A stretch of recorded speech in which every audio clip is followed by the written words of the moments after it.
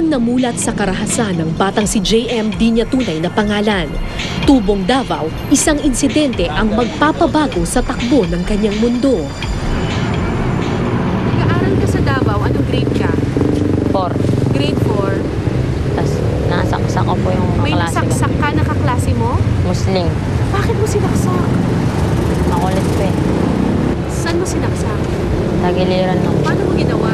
Ballping ko po. Ballpen mo, kinuha mo yung ballpen mo, tapos anong ginawa mo? Sinaksak ko po. Tinanong ko po sa may tagiliran. Sa takot na makulong ang anak, dinala ng kanyang ama si JM sa Maynila. At dito, iniwan na parang pusang gala. Sino kasama mo dito? Tatay ko. Nasaan na yung tatay mo ngayon? Iniwanan din po. Ba't ka iniwanan? Kasi nga po, kailangan po siya ng mga kapatid ko doon. Saan ka niya iniwan? Sa may kapitbahay namin. Doon ka na lang daw? O tapos? Umayas din po ako kasi ginugulpi ako. Walang magulang, walang bubong na matutuluyan, kalye ang umampon sa bata. Yung mga batang hamog daw, kung hindi daw sila natutulog dun sa may Center Island, dyan sa may EDSA, dito daw sila natutulog. Kuya, saan dito? Baka malaglag ako. Ang baho naman dito. Ayun!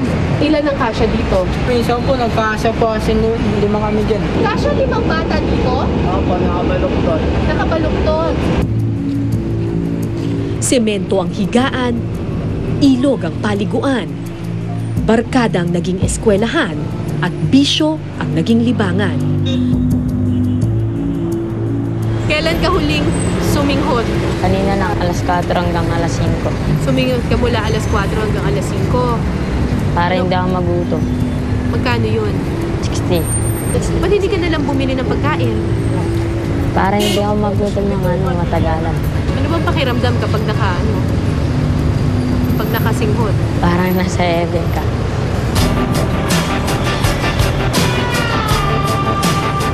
Para masuportahan ang kanyang bisyo, natuto si JM na magbukas taxi.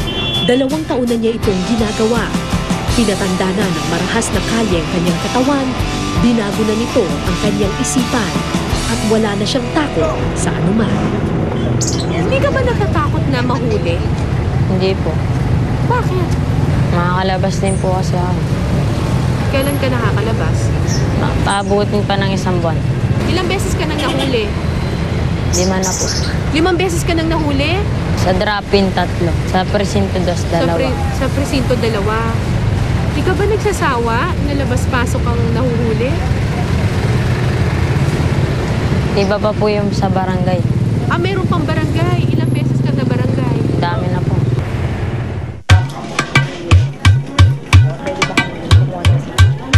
Tulad ni na JM, Roy at James, dati ring bukas taxi boys ang gang ni Marco, di niya tunay na pangalan. Pero hindi lang taxi ang punteriya nila, pati tindahan, kaya nilang nakawan.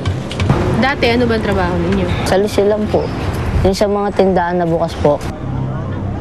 Yung mga tindera, pag napalingon na gano'n, kukunin na namin damit, shirt, chinelas. Nangyari po, may tagailang sa kabila, tapos papasok po yung dalawa. Tapos natuto po kami umakyat ng bus. Ano ginagawa sa bus? Ganun din po, pagtulog. Kinakabahan po yung mga tulog. Talag Tapos po. nung pag-akyat sa bus, anong ginawa ninyo? Taxi naman. Taxi naman po.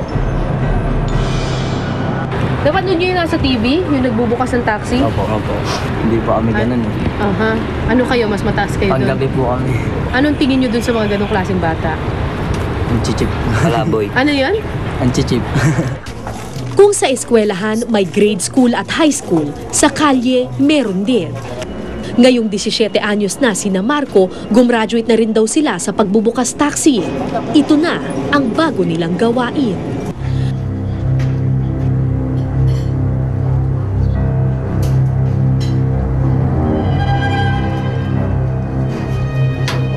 Nakakasawa. Ang baba po na kinikita eh.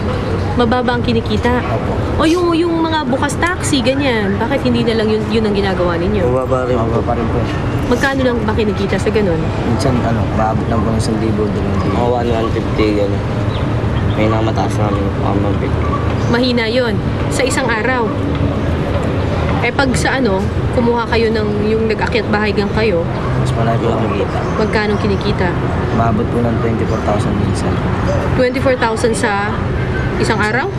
May, sa isang bahay lang po yun. Tapos may 3 laptop pa po. Tapos Nakakuha pa po kami ng mga gamit. Ang dating batang lansangan, isa na ngayong propesyonal. Tumanda na ang mga anak ng kalye.